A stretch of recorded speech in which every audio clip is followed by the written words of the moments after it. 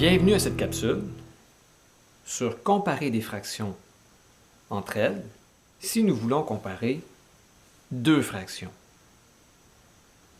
On doit utiliser des fractions équivalentes, ayant le même dénominateur pour pouvoir bien comparer deux fractions. Dans mon exemple, 2 tiers, je veux comparer 2 tiers avec 7 douzièmes. 7 douzièmes.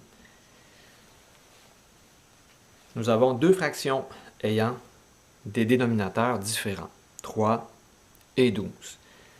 La technique consiste à avoir des dénominateurs qui sont identiques.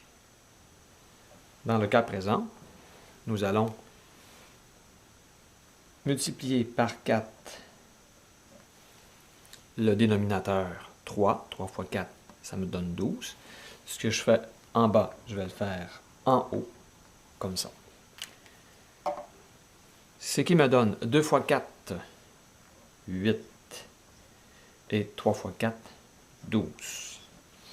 8 douzièmes ou 2 tiers, c'est la même fraction. Ici, on a une fraction réduite. Ici, on a une fraction équivalente, mais non réduite. Le 7 douzième,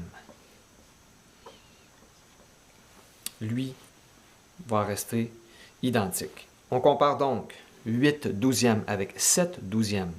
J'ai 8 parties sur 12, j'ai 7 parties sur 12.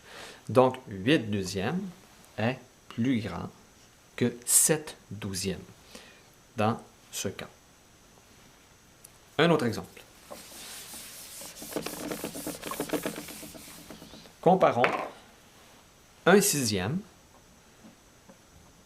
avec 3 vingtièmes.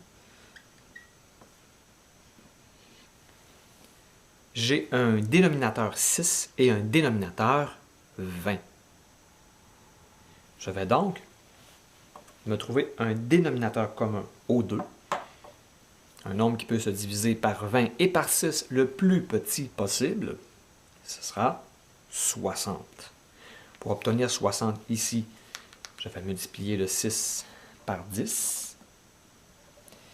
Et je fais la même chose en haut.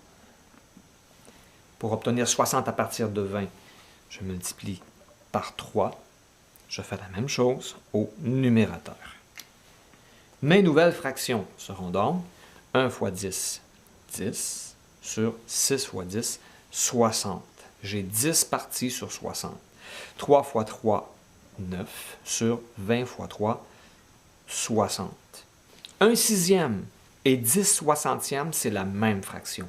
Réduite, équivalente, non réduite. 3 vingtièmes et 9 soixantièmes, c'est la même fraction.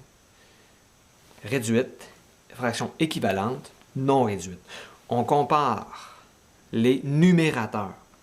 10 est forcément plus grand que 9. Donc, 10 soixantièmes est plus grand que 9 sur 60. Je vous dis à une prochaine capsule. Bonne journée!